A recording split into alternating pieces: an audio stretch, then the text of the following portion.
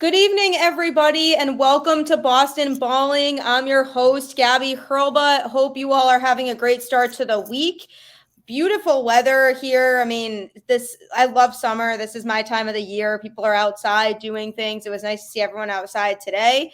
So I'm excited to bring you guys another episode. There's so much going on right now. From a sports standpoint, I'm really excited to discuss some of all this with you and appreciate you all tuning in again. And I'm excited to introduce my guest that I have with me on this episode. He is a very, very passionate, very knowledgeable sports fan. We love our back and forths. Radio host, play-by-play broadcaster, you name it. Shukri Wrights, how are you doing tonight? Thank you, Gabby, for having me on. I'm excited to be on, and I'm just thinking to myself, like, passionate, yeah, but all it takes is just that one lit match to really send me through a whole other dimension. But other than that, I'm cool and calm as I could possibly be. And you're right, it is gorgeous outside. Like seriously, It how is. are you doing? Good. I'm doing fantastic. This is perfect weather for me. It's not too hot here in Connecticut. It's not too cold. Yeah. Or humid really. It's really really fun. It's this is good. This is a good temperature for me. So Oh, I'm oh pretty yeah. happy right now. Like it's warm here in Boston, but it's not like oppressive. Like I don't mind it. I mean, going being from New York, like we're used to like the oppressive heat, and then oh, don't even get me started about the humidity and all of the concrete that you're constantly surrounded with. But it's terrific so far. Like I can't believe that we're rapidly approaching mid July, and I know. it's time is going by fast. I'm like, summer, can you please just slow down just a little bit? Exactly, right? Because I'm Oh not yeah. ready for the cold quite yet either. So the summer can just slow down a little bit so that I can stay in my shorts and t-shirt and be happy and not have to worry about Oh, pants for and sure. sweatshirts and the fall weather. Like I'm not ready for that yet.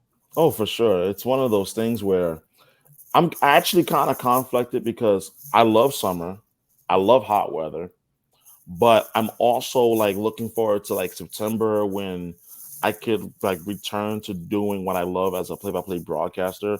Like, thankfully, I still do like radio and whatnot, but I'm just like. I'm like kind of like being like that rubber band that's being stretched like Oh to yeah. opposite ends, and you're just like something's gotta pop at some point. Like goodness grief, like pick one. I can't pick one right now, but no, I'm with you. Like this weather is fantastic. It's one of those things where like you got to enjoy while it's here, and then when it finally does get chillier, it's like okay, darn, like I really could use some warm weather right now, but it's here, so enjoy it while it's here. Yeah, exactly. And that's why people in the Northeast appreciate summer so much more than Mm. people who live in constantly warm places Oh because yeah, they don't know what it's like to have to endure how cold it gets in the winter. So, from our oh yeah, standpoint, we appreciate when it's nice outside and we can do things outside. oh for sure, especially like with barbecuing and baby showers and weddings and Exactly, whatnot. all of Yeah. that. All of that. But Mhm. yeah, no, it's definitely fantastic. Hope everyone else is ready for another good episode here. So I do want to kind of to dive into things before we start talking about our sports and what we're going to be talking For sure. about is just I want to get a little bit of a sense of you, your story, and how you really ended up doing what you're doing within sports and the media industry. That's a great question. Because like a lot of people really don't know like my story, Yeah. and as well as even like how this even all began.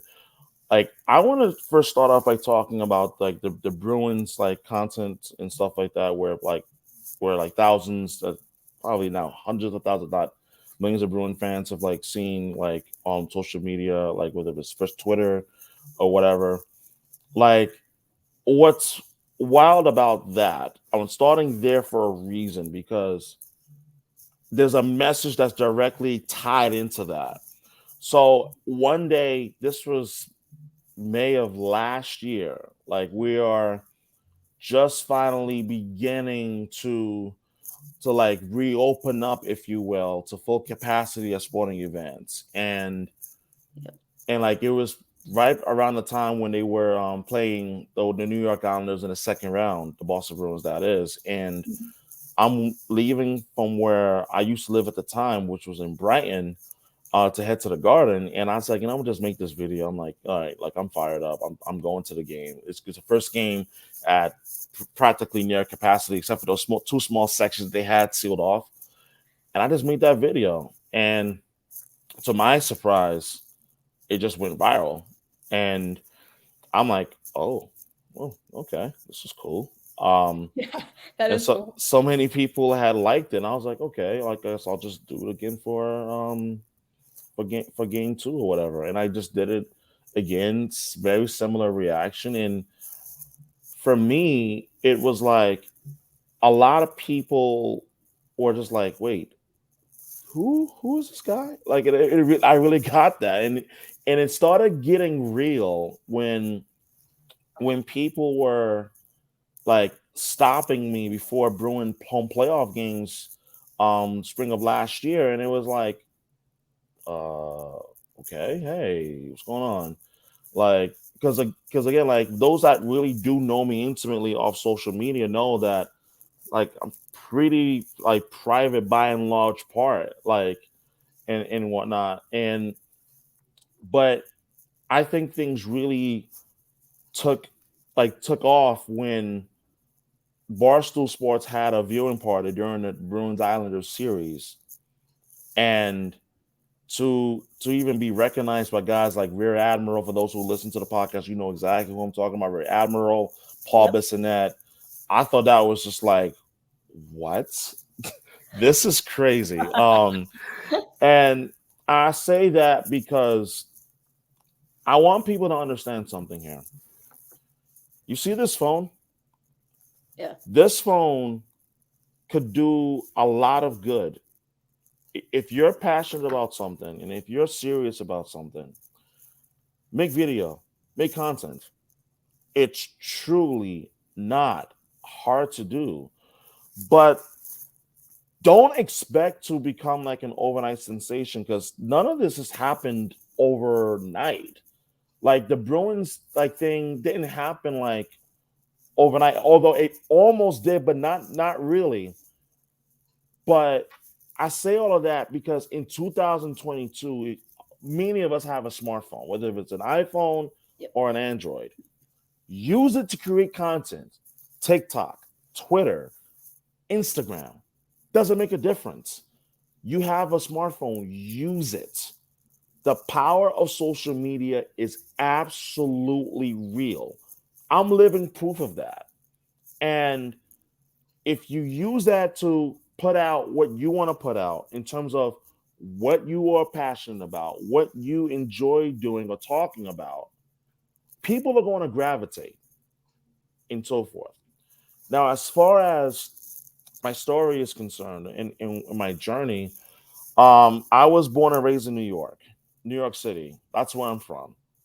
And like born and raised a Yankee fan. Like my grandfather was a diehard baseball fan. He passed away when he was 103 years old, Oh wow. and he the baseball was his thing, wrestling was his thing, boxing was his thing.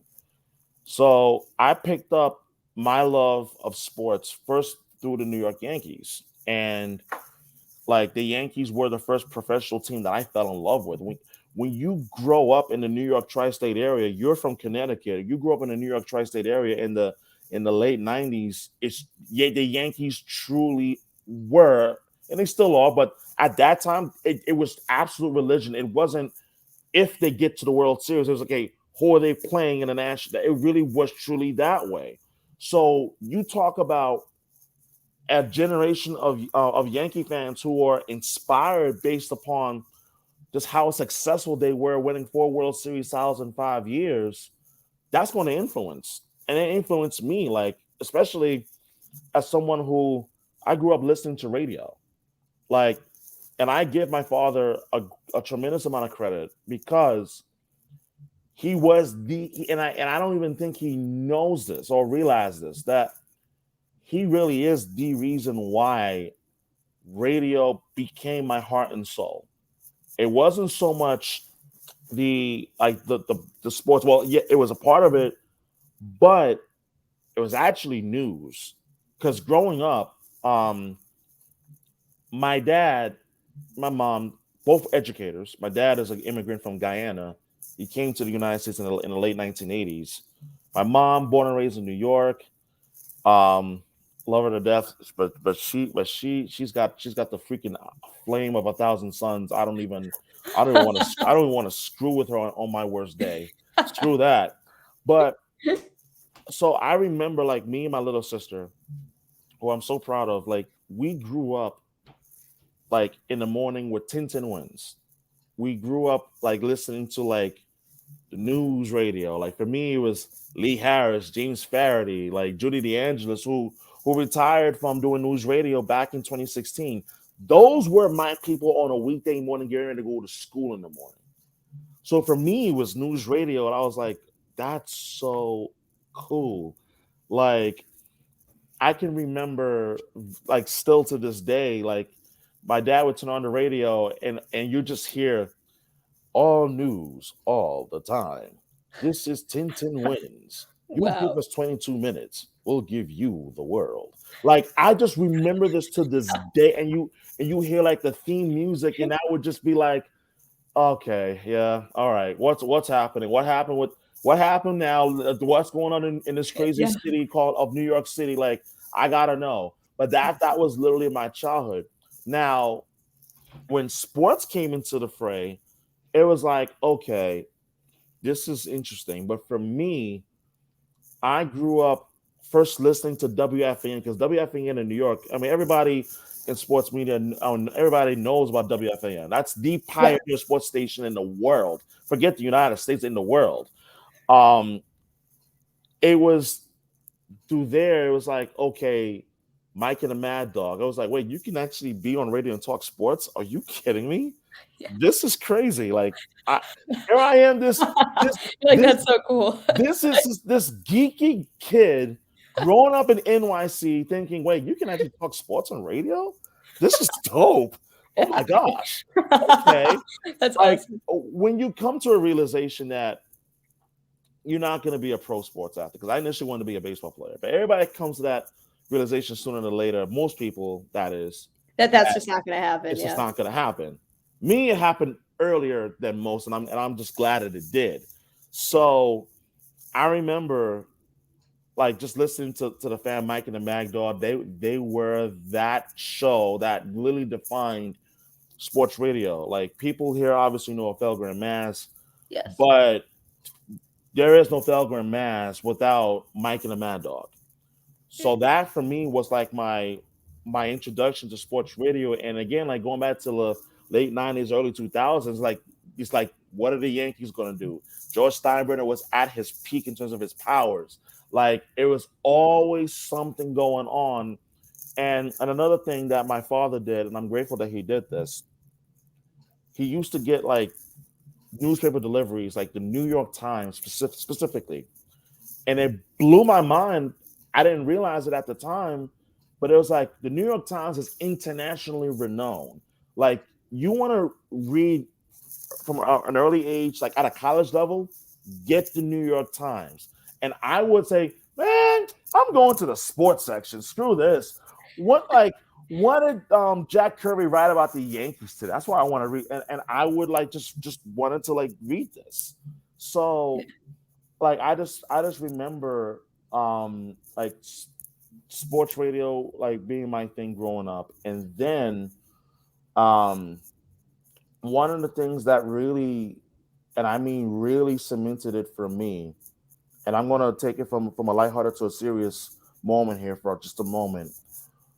100% it was 9/11 because I was in New York City in fifth grade in school in Brooklyn across the across the East River when the Twin Towers were hit, and I remember listening to the radio that morning before I headed into school, and then the afternoon.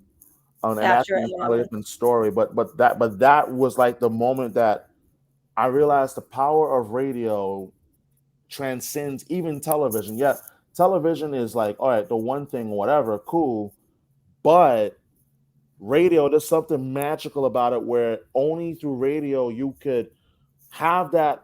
ability to deliver the message and to be able to make your point that you want to get across in the way that you want to get it across and so forth. So for me, that was where I said radio. I want to be on radio one day. I want to do this, and I didn't know how I was going to do it. And what's amazing every time I talk about this is that in 2012, my dad had a near fatal stroke. He was in a coma for 17 days while I was Oh, in college, wow. and he survived. Thankfully, he's alive, doing very well. I actually spoke to him just a couple of days ago.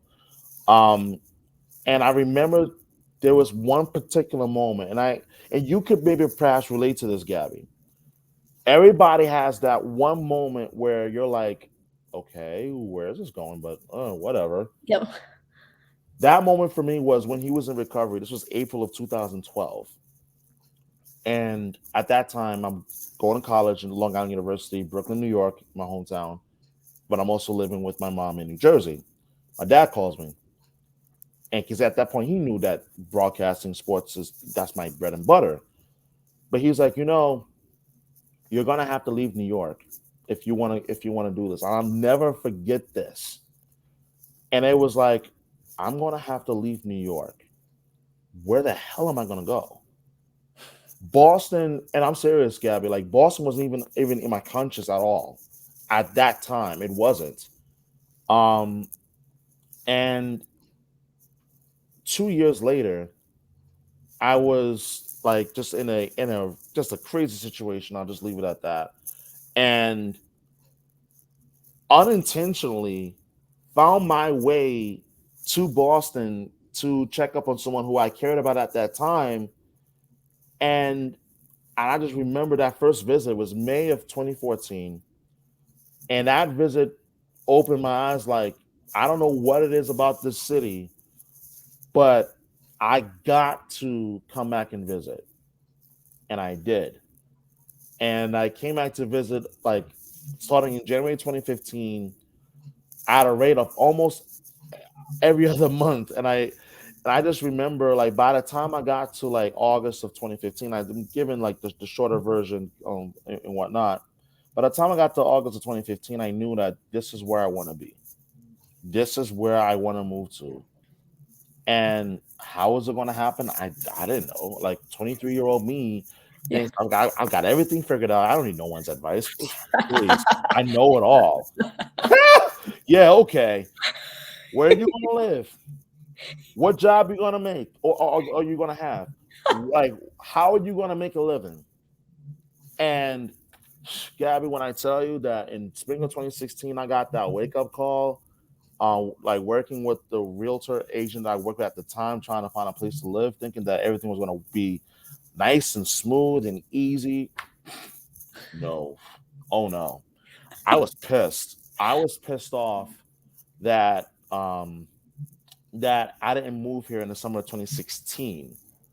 And I remember being, although I was still in New York at that time, but I remember just being so unhappy. Um, like, I'm like, damn, I should be living in Boston right now. But then August came around that same summer, and I was just praying, and like I'm for those I don't know, I'm Muslim, so I was praying one afternoon, and then this thought just came from nowhere. I said, here's what you do, and I want everyone who's going to watch this and listen to this later to really take this as a life lesson. Grab a book, and I want you to write down what is it that you want for yourself over the next 6 months, moves you want to make, decisions that you want to make, things you want for yourself, for your life in the short term and as well as in the long term. I'll never forget this. And so I went into the small room in my mom's house in South Philadelphia, and I wrote it down. I want to move to Boston, January 2017. What if it doesn't happen? Wow. Okay. B, February 2017. All right. What if it doesn't happen? All right. Plan C, spring 2017. Plan D, summer 2017. And I was so hell bent on making it happen that I literally destroyed my social life for 4.5 months. How did I do that? So at that point in August of 2016, I left New York for good. I made that decision that I'm like, this is it. I am not living in New York no more.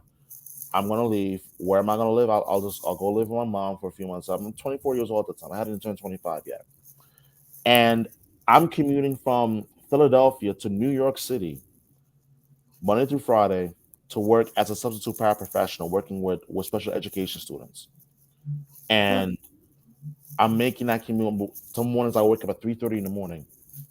I'd wake up, leave the house by 4:45, commute to New York City, come back that same day, get home around 7:30 if I was lucky, 7:45, Wow. eat breakfast. Well, not eat breakfast. I'm talking about breakfast at 6 something at the evening. What the hell am I? What's wrong with me? So, but I I would get mean, home at. hey, you never know. I mean, hey, it happens. But I would get home at 7:30. My mom, she have dinner cooked. And why is this particular image come back to me now? I don't know why, but she'll cook this ground turkey with sauce, rice, mixed vegetables, you name it, and just have it set for me. Like dinner's ready, it's warm, like eat, and then she knew as soon as I was done eating, night night. Like when Steph Curry would go night night, no, I literally went night night. There was no socializing on the phone, talking with, oh yo, what's going on? She like, no, I'm going to You were sleep. going to sleep. I'm going to sleep. I'm tired. So that was me the like 4.5 months. But here's what was where things really got hard. I made a conscientious decision based on the recommendation of my mom to pick up a weekend job where I was working as a valet. And this is at this hospital in Philadelphia. And I remember those shifts were from 9 a.m. to 9 p.m., Wow. 12-hour shifts. So Yep. now understand this, Gabby. I'm commuting from Philly to New York, back and forth. Yeah, that's a My lot. days are starting at 3:30 in the morning and getting back home at 7:30, 8 o'clock at night on average. And then now weekends, I'm working 12-hour shifts from 9 a.m. to 9 p.m.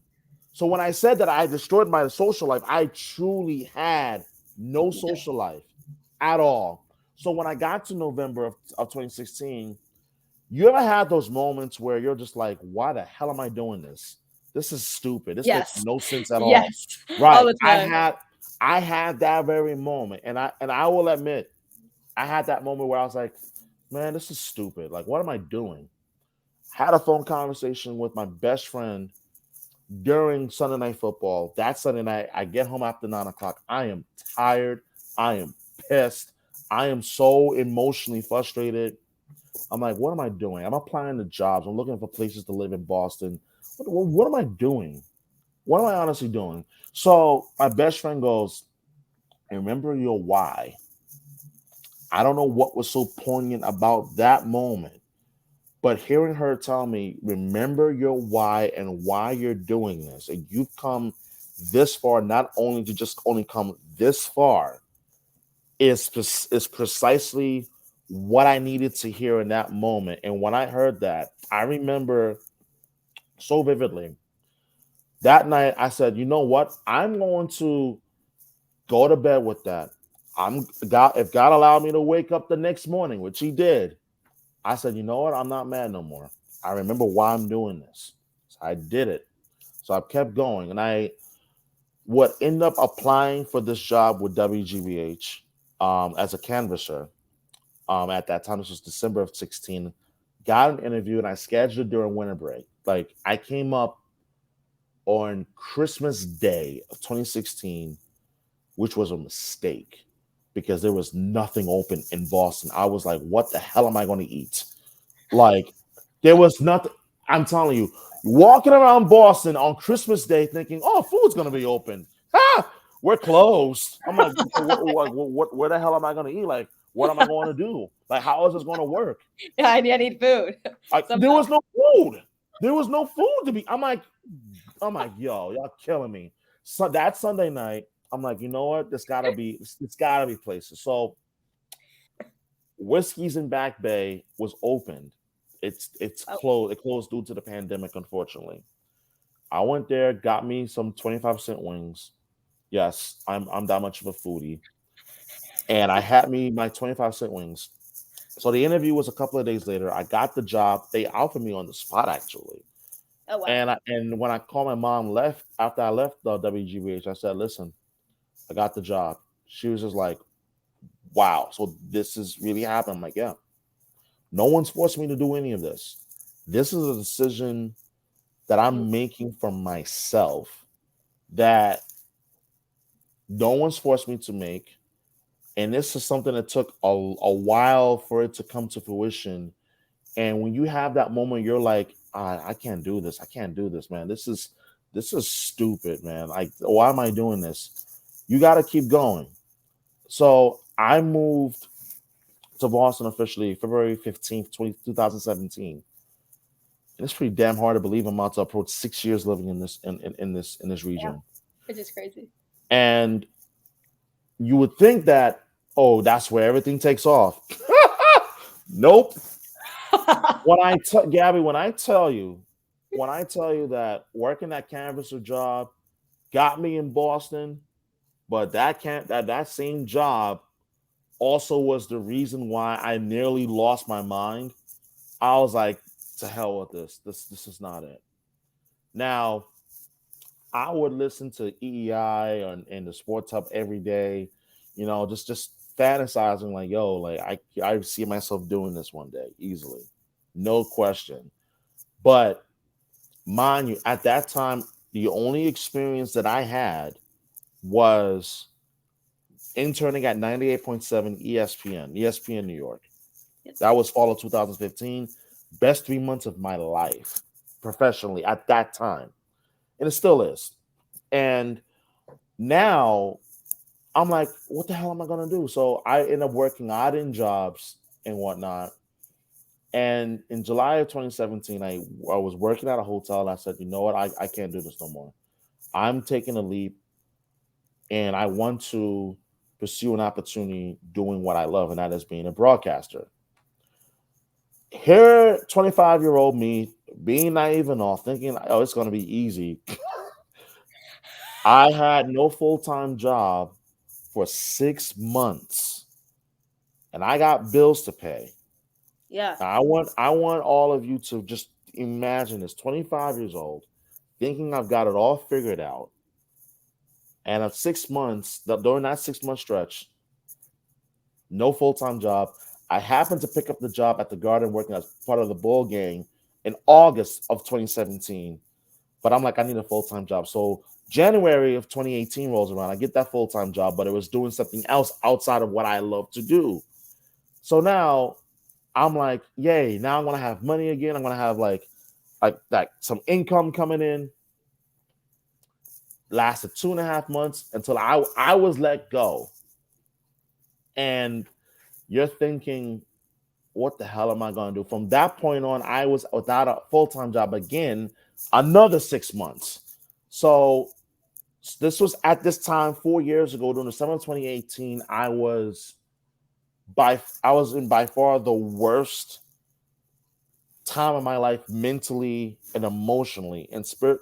I was truly broken, and that's not hyperbole at all. Like, I was like, yo, why is this happening to me? Like what am I going to do to get out of this? Even when I would go to the Boston Public Library in Copley, literally sit on my ass and apply for jobs for 6, 7, 8 hours at a time, and still nothing.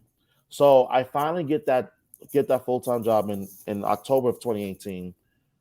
2019 comes in, and at that point, I'm frustrated.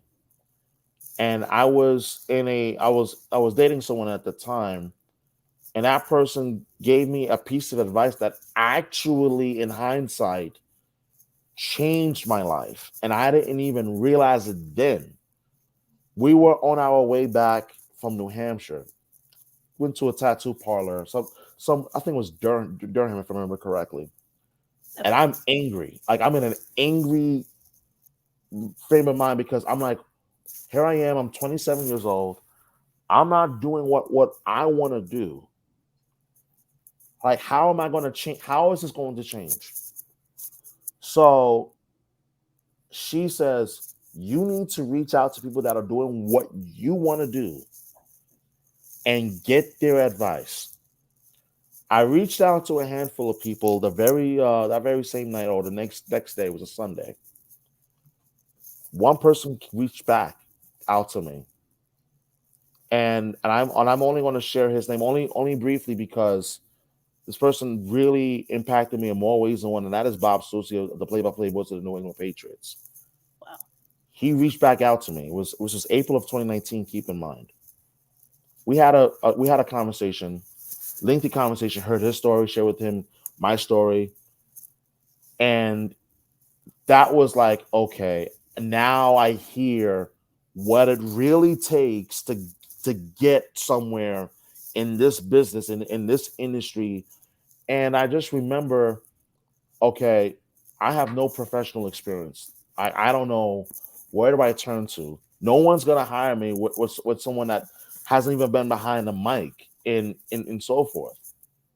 And I remember, just a couple months later, same conversation with him, and I just remember him saying, look into community radio, look into college radio stations.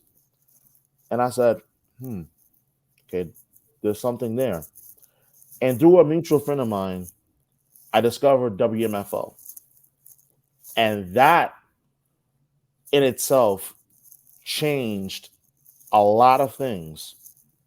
But man, when I tell you I had some serious growing pains, I sounded like the high pitched guy who was just screaming into the microphone, like, Tom Brady needs to absolutely make a decision. Like, I knew almost next to nothing. Like I'm serious. Like, that was just me. Like, I'm like, damn, I sound horrible. What the hell? Like, and here I am, happy to be on radio, but I'm thinking, yo, good grief. Like, how am I doing this? Like, and then a few months go by, and now we get into the deep parts of summer of 2019. I'm doing a radio show. I'm happy about it, but I was like, I want to do this full time. Again, thinking I know it all. I don't know jack crap. And December rolls around. I'm at this job. I'm working again, not doing what I really want to do, and I am pissed off, stressed out, unhappy. My mom FaceTimes me one night, and I'll never forget this. We were talking, and she's looking at me. She's like, "Shoo, you really do not look happy. Your face looks dark. I don't know what's going on, but you need to, whatever it is you need to do it, because you don't look happy." And I made a conscientious decision that very same night. Truth be told, I'm leaving that job where I used to work at the Brigham, at Brigham's Women's Hospital. So I left that job. Now, keep in mind of the timeline. This is now January of 2020. Yep. This is now 2 months before the world changed, and we didn't even know that it actually started right around that same time. Yeah. So now I'm getting up, and may I say ass on this podcast? Am I allowed to say that? Yeah, that's fine. Okay. Yeah. Like, I'm getting up at 3:30 in the morning to bust my ass to go to the radio station, do a 6 a.m. radio show, 6 to 8, 6 to 9. Whatever shifts that were available, I'll get up and do it in the morning. In the afternoon, I'll go to the library, apply. And in March, when the pandemic hit, Yep. the station announced that they were shutting down operation indefinitely, and now I am just stunned. I'm just stunned. I'm unhappy. I'm like, wow, what's going on? There was no remote shows, none of that. So when we were doing shows remote, it was like, okay, I gotta continue this, gotta, be consistent, be relentless about this. And I just kept on going. So we were like remote like a year and some change. We finally returned to in studio September of last year. Okay. Now, around that time, fast forward to September of last year, we return back, and I'm happy to do the shows like in studio. Someone reaches out to me on Twitter and says, "Hey, we know of this streaming company who's they broadcast like high school football or hockey and whatnot, and we think that I think that you would be a really great fit." And I was like, "Are you serious?" They were like, "Yeah." I was just like ecstatic. I'm like, "Are you kidding me?" All right, Yeah. let's go. So I did high school football, um, and then did a couple of like college hockey game. Actually, one college hockey game and another high school of hockey game. This was like back in January. After that, I heard nothing from them, like literally zero. So I'm like, okay, what happened? Like, what did I do? Like, was Yeah. like, I'm just like, all right, you know what? Here's what I'm gonna do. I'm gonna take these clips, highlights of the game, post it on LinkedIn, and this is another example of how things just completely changed without when you least expect it. So March rolls around. This past March, Mhm. I am. I'm like, I'm just been out of shape. I'm tired. I'm pissed off. I'm like stressed out. I get a notification from LinkedIn. It was someone from Brown University down in Providence, and they were like, "Hey, my name is so and so. Well, I work in the broadcasting communication department at Brown University, and we would like to actually talk to you about you being a broadcaster for our games." And I'm like, "Excuse me, are you looking for someone else?" Like, and then I opened the message and I realized this isn't a spam. I'm like, "This is real." I'm like, "Oh yeah, I'm open to talk. I can talk today." And I spoke to the communications director at the college, and I did research into the college. It's an Ivy League school, Division One. I'm like, oh, okay. And then she was like, hey, like email me like the games that you've done already, blah blah blah. And I did, and she was like, I mean, you clearly have a tremendous presence, and like we are simply flat out very interested. We're trying to expand our talent, and you have experience, and you are very passionate about what you do. Clearly, we want to offer you an opportunity. We want to offer you a contract to broadcast games for us. And I'm like, okay, but where are the games going to be airing? Oh, they're broadcasting. They're broadcasting on ESPN Plus and on Nest. And I'm like, okay, now now you really got you can't be playing with my emotions. And they're like, Yeah. no, we're serious. Like we want to offer you a contract, an opportunity to broadcast game for us. And that was the life changing news that I've received so far. And that's really the story of how I got into this industry, and why I tell people, like, you do not stop grinding. You have to continue to put in the work, even if you feel like people are not paying attention. You don't know who's watching. And I just hope that my story is exactly an indicator of why you it's so important. You just continue to grind, continue to work, put in the work, and you continue to get better while you wait for your opportunity. Yeah, no, that's such good advice too. And like you said, I feel like you never know who Yeah. is going to come across your content, Mhm. So that's why you just keep putting it out there, and you never know, Yeah. the right person could come across it at the right time, and that could open up so many opportunities for you. Oh, absolutely.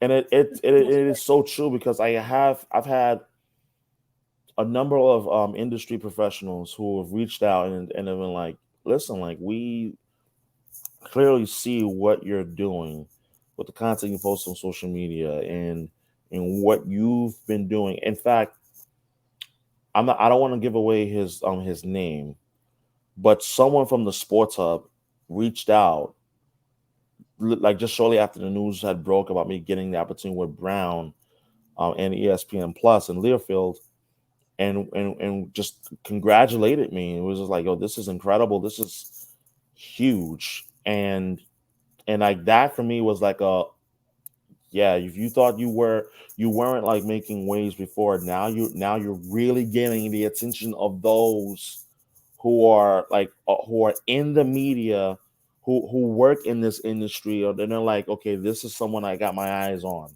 clearly.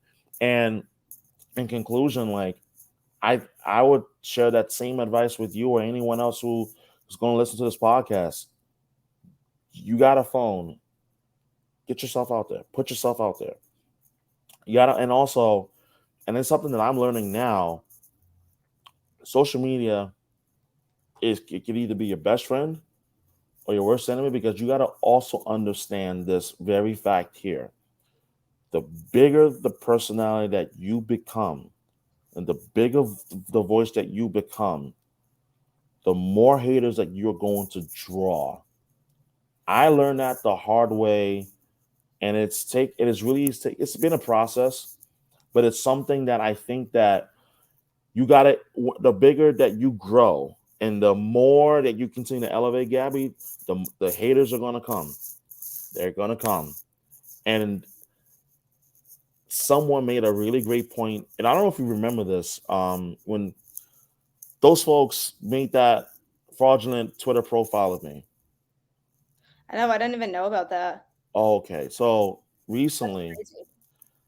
some folks, I'm not even mention who, from whatever, made a fraudulent Twitter profile of me, and I had Twitter take it down because it wasn't me. It wasn't even remotely who I am, and like my cousin reached out and was like, "Yo, dude, you made it." I'm like, "What are you talking about?"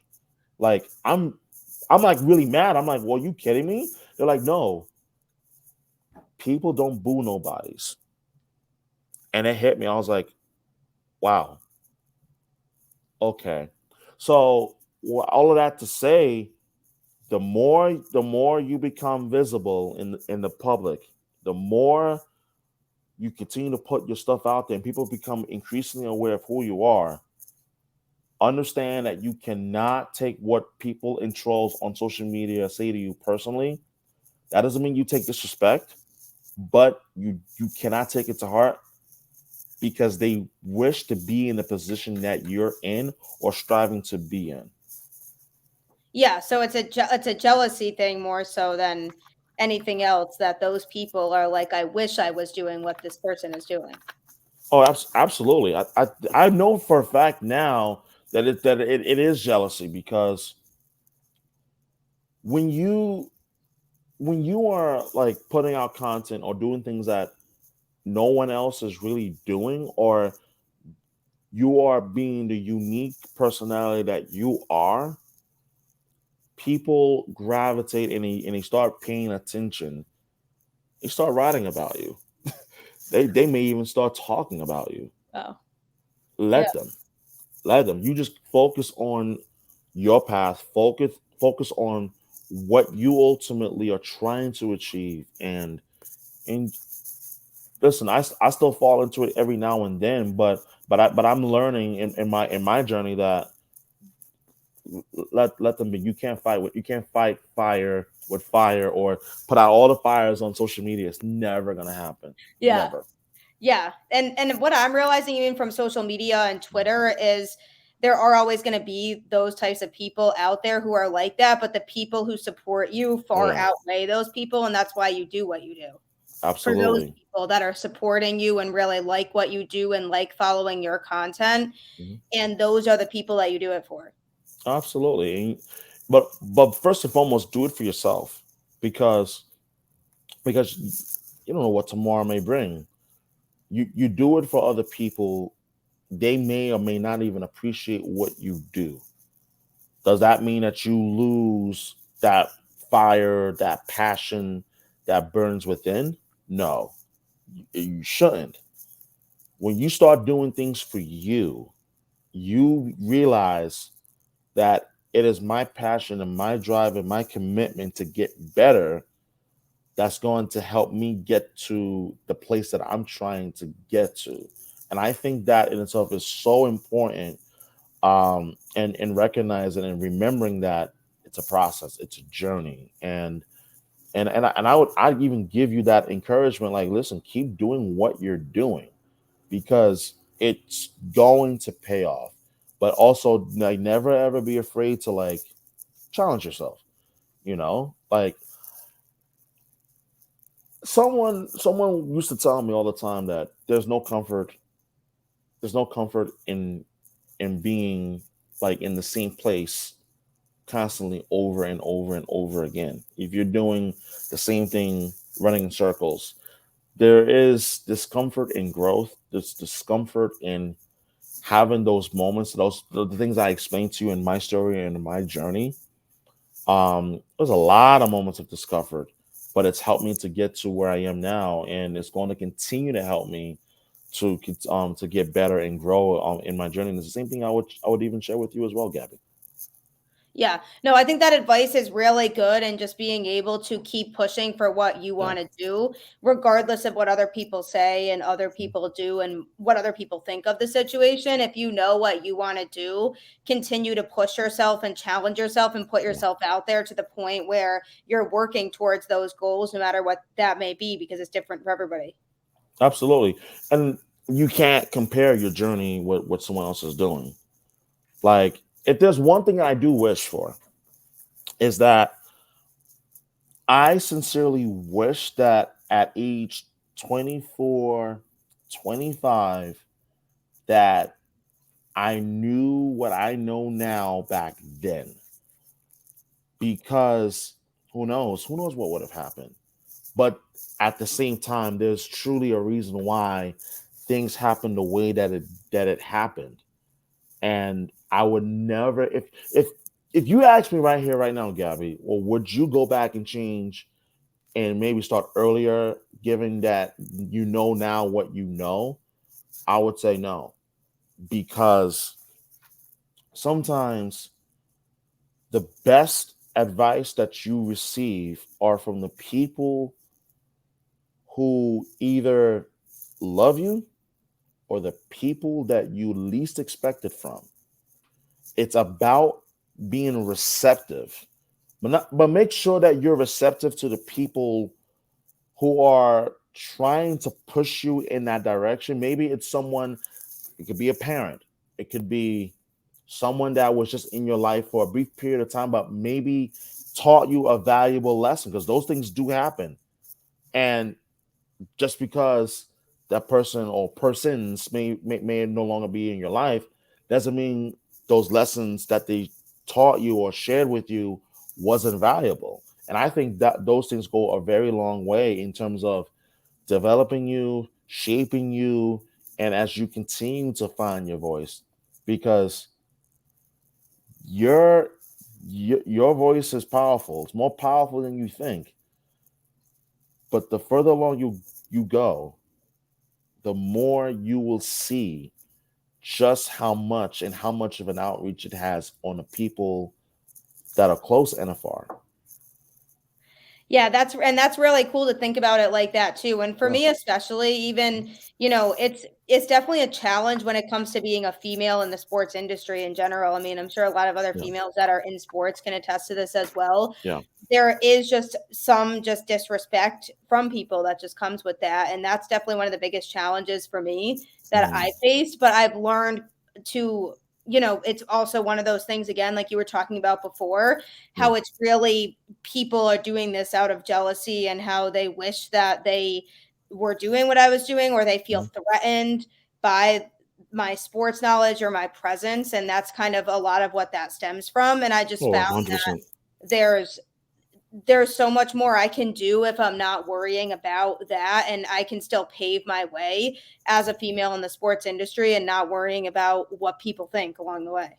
Oh, absolutely. And it's a good point that you make, because one of the things that really opened my eyes, and I really been giving this a lot of thought most recently, is I recognize that I am a man of color, a person of I'm a black man in a market that unfortunately does have that history of racism, Yep. which is why I recognize that, yo, like, what I'm doing is standing out even more as, like, wait, African American hockey fan, loves the Bruins, knows what he's talking about, but is producing content as well. Is and it hit me a couple of months ago, like when I was having a conversation with a Celtics fan who approached me randomly, and I really don't know 90% of people that approach me from a fly on the wall in the streets. Like, they're like, dude, are you so and so? I'm like, yeah.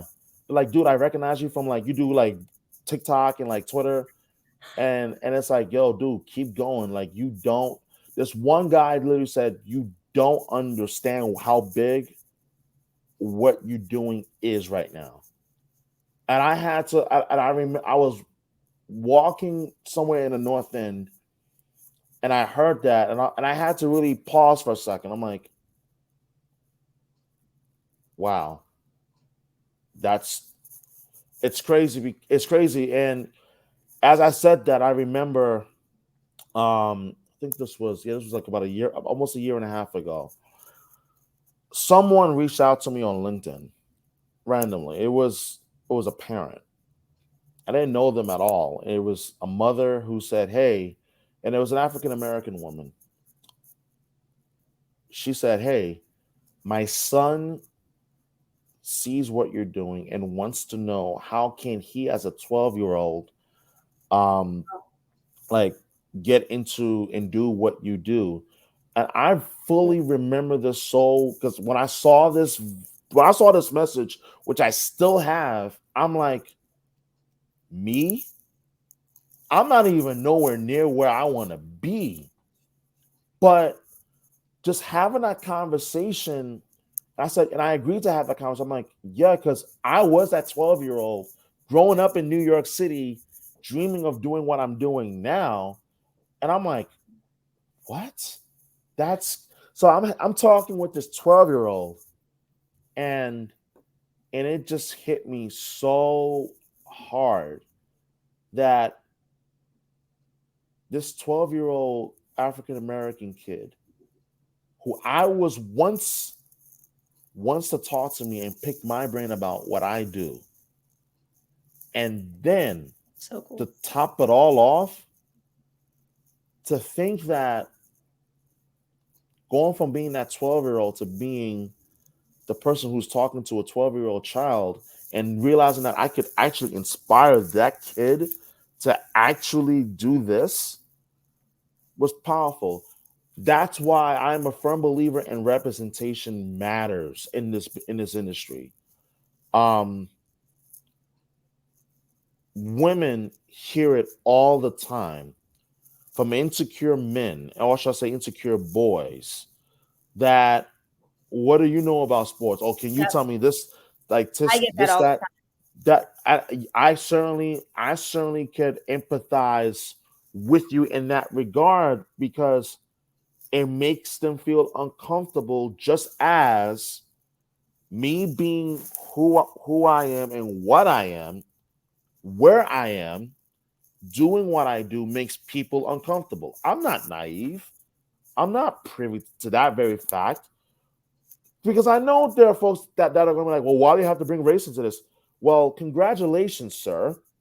In case if you wanted to feel comfortable, I'm not here for your comfort, and time. nor do I care. I'm going to tell you exactly what you need to hear. What you need to understand is that there are millions of people that look like me, and millions of women, of young girls that look like you, Gabby, that want to do what you do, that want to do what I do. And when they see that it is possible, and they see women in sports, they see black and brown men in sports, like Adam Amin works for Fox Sports. He's a TV play-by-play voice of the Chicago Bulls. Muslim. Nazem Kadri, first Muslim NHL player to win the Stanley Cup, to hoist the Stanley Cup. That moment was so massive considering just weeks before he was basically receiving death threats and abuse from St. Louis Blues fans during the Colorado St. Louis Blues series.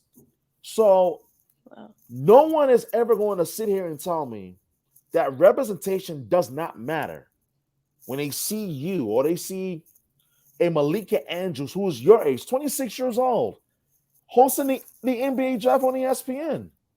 Yeah. You can't sit here and tell me that those things aren't possible. Those are possible when they see that it's happening. That's why when and I'm not making this political, but I'm using this to make a larger point. When I decided that I was going to speak on the Supreme Court decision to overturn Roe versus Wade, There was a bigger purpose behind it because this impacts women. This impacts women who are the backbone to this society. Representation matters in what you do because it gives people hope. And that's what this is all about. This is why I do what I do. And this is why I tell people, and I would encourage everyone, figure out what is your why. Figure it out. Like, take time to get off social media, turn off the TV. Why do I want to do what I do? In the day, in that moment that you figure out your why, that is going to get you through some of the most difficult and some of the most trying days of your life. I know that because I lived it and I've been there. And my point is to literally give people hope and inspire people. I'm not trying to sound like a motivational speaker, but when you've gone through storms, it changes how you operate and how you see the world and how you are able to share that passion with others because this is real. And if nothing else, I hope that resonates with you, Gabby, like from this particular podcast interview and whatnot. Yeah, and everyone listening too, I hope that that is the message that people can get from this is really Yeah. just figure out why you want to do what you want to do and figure out what steps you have to take to get to what you want to do and be able to Yeah. really figure out what your purpose is for wanting to do that because then the passion is going to be behind it and you're going to be willing to take the steps and make those sacrifices that you want to in order for that to work. Absolutely. And it's not a 1, 2, 3 thing like, oh, I'm gonna get up and just go do this. Boom. I don't. I used to think that Life way. doesn't like that. Life I doesn't. used to think that way, like, oh, I'm just get up and yay, to skip my way to, because life is like, oh, really? You want it that bad? Are you willing to go through days where you have no money in your pockets? Are you willing to go through weeks at a time where you have no cable, no internet in your apartment? Are you willing to go through a time where you're homeless? Are you willing to go through those things Yep. to help you get to where you are? Because I was homeless just at the end of last year for a month. Wow. And I saw a message the other day, and it directly ties into what I just told you. You got to go through a test in order to get that promotion. And that is so damn true. You have, before you get that promotion, you got to go through something. And that, when I heard that message, I'm like, man, if this isn't true, then I don't know what is. Like, how is it that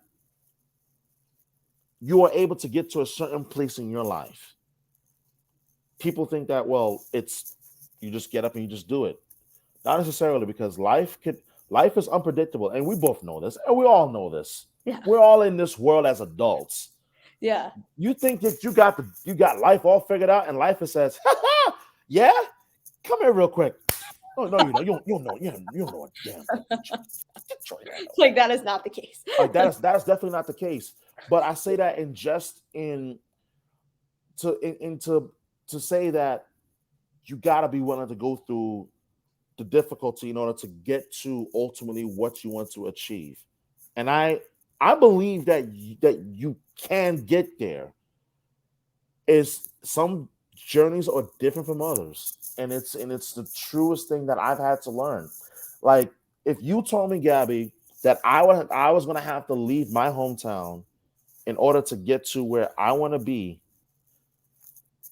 I don't think I would have had the strength to do that if I didn't leave New York City from a younger age. I really believe that. Yeah. And that's what I was talking about before with the sacrifices. You have to be willing sometimes to make those Yes. kinds of sacrifices if it's going to help you reach your goals. And for you, that move to Boston was probably scary, but you were doing that because that was what was necessary for you to start to reach those goals and look at where you're at now. You know, if you hadn't ever been willing to leave New York City and make that sacrifice, who knows where you would be now? You know, maybe not It's a doing great what point. you love to do. Who knows? It's a great point. Like, because I've thought about it. I'm not gonna lie to you. And my apologies, the camera is a little dark now. I don't know what happened, but Okay. but um, I don't know how different my life would be if I decided that if I on that fateful night in November of 2016 decided that I was just gonna give up in terms of moving to Boston. If I decided that in the first 2 years of living in Boston that I was going to say, you know what, maybe this is just not for me. It's not in the cards. I accept it. But I didn't. But it sure as hell came with a lot of pain. And all of those things helped me just recognize the power that all of that comes with. And on top of it, when I started doing social media with content making and so forth, all of those things I knew it's part of the deal, and it's part of it's part of knowing like who and what I am as a person outside of the social media. And people are going to hit on the fact that, well, I'm a Yankee fan, or like, and I like other Boston sports teams. It's like, there was a time that I cared, but now I'm like, you know what? Why? Why should I honestly care when the Yeah. bigger purpose behind all of this is not for the fans? I don't do this for the fans. You do it for I do this yourself. because I love it for me. I enjoy it. If people enjoy it as well, great. But I also understand that it's because of that people in the right places are noticing and taking notes and have noticed that this is someone that is worth keeping an eye on and watching his progression or her progression. Like I want to give you a case, an example. Um, Joy Taylor of Fox Mhm. Sports. Yep. I had a chance to listen to a podcast interview with Matt Barnes and former NBA player Steven Jackson.